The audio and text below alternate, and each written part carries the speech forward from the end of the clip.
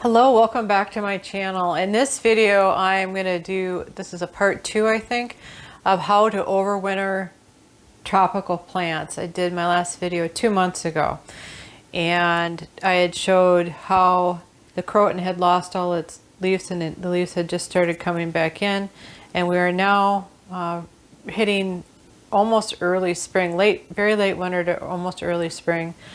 And I started having spider mite issues. The spider mites started attacking. This is why the leaves are yellow on here. And so what I'm going to do to try to control spider mites on this big of a plant, it's kind of a daunting task. So what I'm going to do is I'm going to prune it back. I'm going to take cuttings and I'm going to try propagating. This is the Mandevilla, which I absolutely love. I'm going to pull this down so you can see just it started growing like crazy. See all the growth on it? So I'm going to cut that off because I don't need that, and it just becomes too difficult to deal with. So stay tuned if you want to watch how I deal with this. First thing I'm going to do is cut these tendrils off. And everywhere that I make cuts on this, it's going to propagate and want to do even more.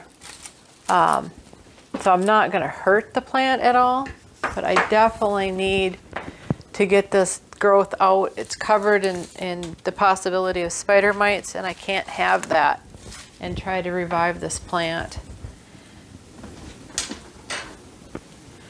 So I've got dead leaves and stuff I need to take out of here. I'll clean all that stuff out.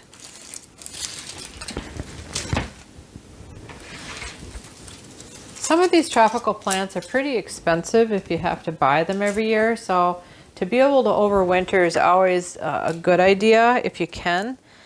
And again, for me, it's always dealing in the spider mites.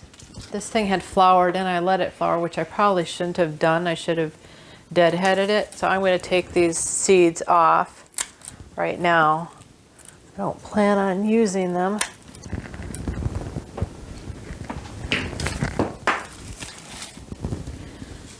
Get this other seed stuff out of here. Yeah, I sprayed it down. I sprayed the plant down a few days ago with rubbing alcohol, but it's just really hard to get all the places that I think I need to. So it's going to be much easier for me to take cuttings on this. I will wash them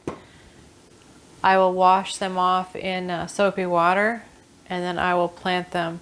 I got some B-roll I'll put it on there that shows the stuff, and this is dripping a white sap, which I wasn't expecting. I've never pruned these before, so usually that's not good, but you thought it would have been enough to ward off the spider mites, but it wasn't. So I'm just going to take as many cuttings as I can. I'll just have to wash my hands really good in the end. So I'm going to start by going almost back to the main stem.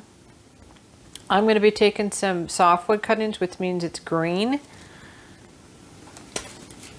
And then I'm going to take some semi-hardwoods, which is both green and then I'm just going to get those down here on the table, and then I will go from there. And what will happen a lot of times is when you do these kind of prunings is it will make the bush come back from a little bit lower. I can see all the webbing that's in here, so we'll see how this goes. I'm going to just do a drastic prune on it. Mandevilla is, you know, when I see Mandevilla vines, to me it just means tropical.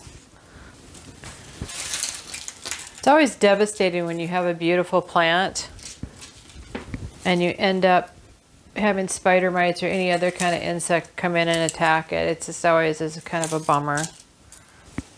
Like I'm going to give this a really hard prune. I'm going to take her all the way down.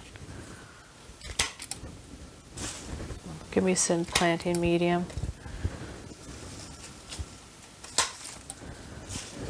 This is a really hard prune on this, but I need to be able to control these spider mites somehow.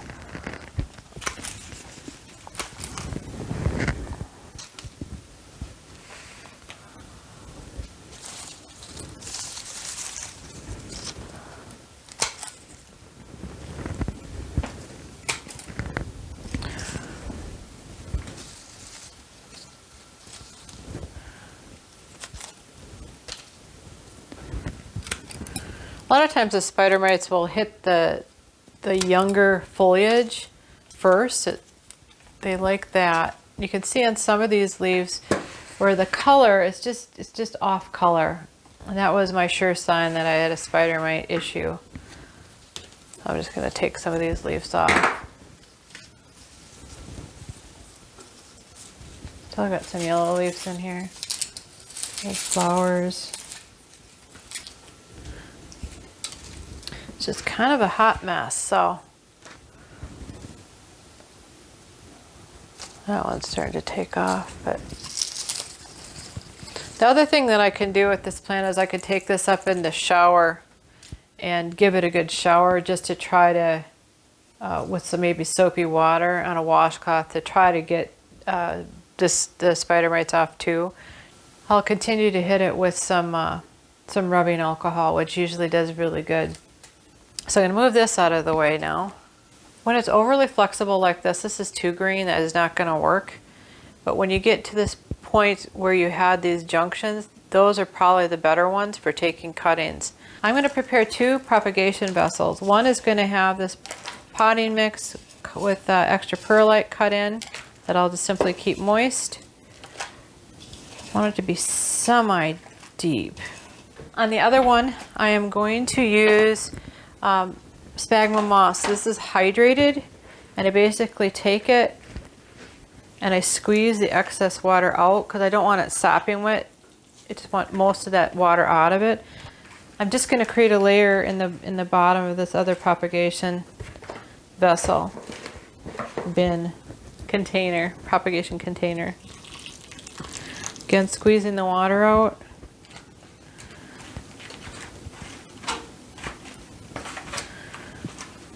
And then I'm going to layer them in here. So I'll put smaller cuttings. I have no idea which one's going to work better. Maybe they both will work equally. One container has the hydrated sphagnum moss, the other is just a regular potting mix. Okay, so now I'm going to look for cuttings that I can take. And I'm going to want to take these leaves off because it's likely to propagate where the leaf nodes are. So I'm going to take these leaf nodes off. So right there. I am going to cut about a ½ inch below it. I'm going to cut right below this one. I'm going to take these leaves off. Cut this top part off. I don't need that. I'm not going to use any rooting hormone. I'm just going to go for it. A lot of times these tropical plants don't need rooting hormone. They'll be fine all on their own. I went and got a bowl of soapy water. This is Dawn dish soap. So I can rinse these parts off and make sure that if there's spider mites on it, I give it a good dose of soapy water. A lot of times that helps. I've had it work pretty good. Plain water maybe not, but soapy water should work. So this next piece I've got, it looks like it's got a lot of nodes already.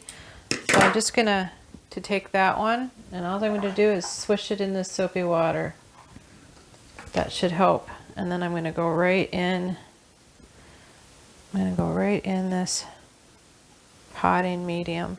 The semi-hardwoods are typically the better ones to use for these types of projects. And then removing some of those leaves is probably a good idea. I'm going to remove some of this top growth. Again, swish it in the soapy water. I'm going to stick it in the potting medium. I'm really hoping this works. I love this plant, and I just assume I'm going to do a lot of containers this year outdoors, and to have them available to me based upon making these propagations is just, it'd be awesome. I'm going to cut some of this top growth off. My garbage on one side of the kitchen. And then again, dunk it because I want to get that stuff off there. This one I'm going to lie down, kind of tuck into the peat moss a little bit. I'm going to tuck it in there.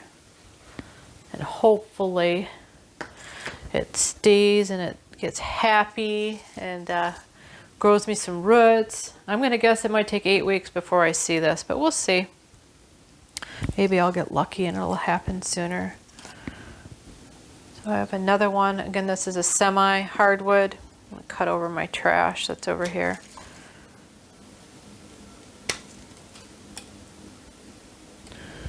I'm going to rinse it off. And I'm going to tuck it down in this sphagnum moss.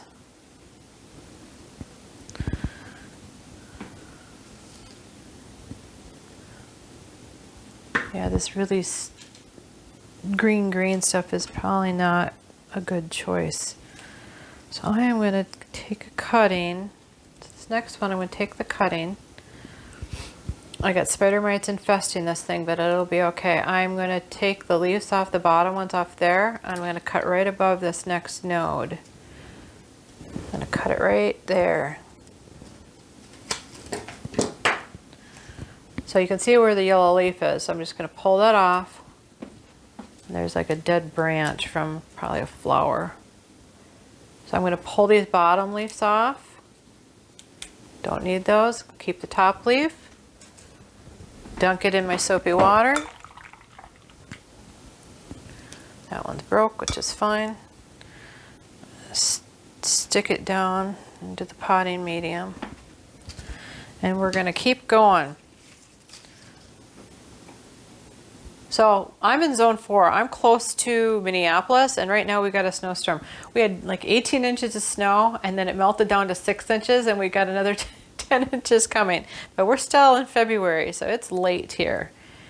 It's late winter. So here's one that was a little bit on vine. It was vining. And what I'm going to do with this one is I'm going to stick this on top of the peat moss. Again, I'm going to do a soapy water thing to try to kill any of the insects that are there. And I am simply going to tuck this down in the sphagnum moss. Again, this is a vining plant. So if you think about vines, they grow up or they crawl. And I think given both choices, we're going to see which works. I'm going to be interested to see. I'd love to be able to do this every year. I'd love to have these all over my yard in containers. I'm going to do massive planting on my deck this year. Last year I put dahlias in containers and things like that and put them on my deck, and I really liked it. So I want to check out some of those videos too. So this one is leaning more towards green, but it's firm. It's not soft. I'm going to cut that there. I'm going to cut it like that.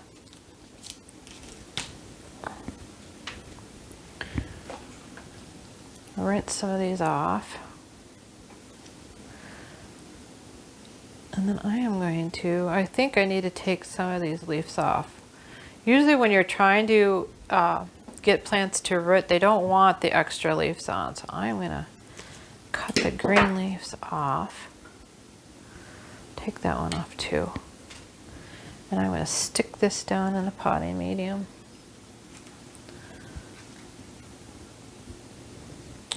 Then I go to the next one.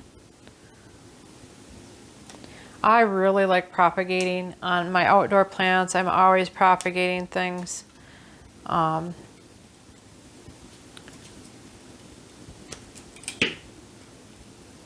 just think it's like, to me, it's like magic. You can take one plant and have 10 from propagation because it's a direct clone. When you do seeds, you don't always get that. I think I need that to cut down a little bit. Cut that down. I think what else, the other thing I'm going to do is I'm going to do a water propagation as well because I'm going to have enough left over. So I'll put some of these in water and we'll see what happens. And so we'll check the propagation method between the soil, the sphagnum moss, and water. I'm guessing they probably all will work. If there was an apocalypse, you know, it's always the vines are going to take over. Probably going to come back around and do a propagation on the Creeping Jenny as well, because Creeping Jenny looks beautiful spilled over containers. The other thing I think when you're doing propagation or you have a moist or a humid environment, the spider mites don't like that so much. So hopefully between rinsing them off and then being in a humid environment, the spider mites will not be a problem in these propagation vessels. So even though you'll see people put their propagation in clear glass, you don't have to. A lot of times I think they'll do better if it's not in clear glass. So what I'm going to do is I'm going to strip these bottom leaves off some of these, and I'm going to go for it in just this recycled sour cream container. I'm going to rinse, soapy water, and I'm going to give it a fresh cut right below that node. Try to give it a fresh cut. There we go. I'm going to take some more of these and do the same thing. I'm going to move these bottom leaves. This is getting a little bit more to a green stage. Actually, I'm going to cut this top little bit as well. The more leaves they have on them, then they can tend to transpire, which you really don't want. So I'm going to cut that off as well.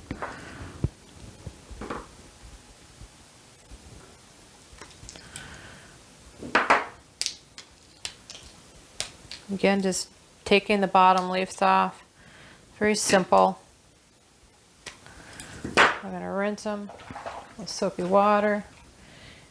I was telling my husband yesterday when I was doing dishes that there's so many things and so many recipes for fixing things or cleaning that they use Dawn dish soap. I don't know what is in Dawn dish soap that makes it such a go-to for solutions for cleaning or insecticide or whatever it would be. I don't know what's in it. I haven't looked that up, but I think it's interesting that Dawn dish soap tends to be the go-to, and yeah, it happens to be what we use. Quite a few leaves on this one, so I am going to cut the top of this. And again, I'm going to leave some of the leaves in there. We're getting down to the bottom now. These are kind of discolored. They're kind of red, which tells me they probably have a lot of insects on them, so I'm not going to use that one. I think I've got enough in both of those mediums, so I'm going to cut the top of this one. I'm going to strip all these leaves off the bottom here as well. A lot of repetitive stuff. Sorry about that. I know sometimes when I'm watching people do how-to videos, having some repetition is sometimes beneficial, so you could always skip through it. So that is the end of that. So that was a fun project. Hopefully one of these methods work or all of them work, and then I'll have this many pots of the Mandevilla vine. Love it. It's got a pink flower on it, which is just really good with my theme this year. So propagation using regular potting soil, using sphagnum moss, and then using a water method. So I'm hoping, and then the mother plant I still have, I'm going to spray that down again with some rubbing alcohol and see if I can save that as well. If this video is helpful, please give us a thumbs up so YouTube knows to share this content with others. Also consider subscribing so you don't miss my follow-up video in a month or two. Thanks for stopping by. Have a great day.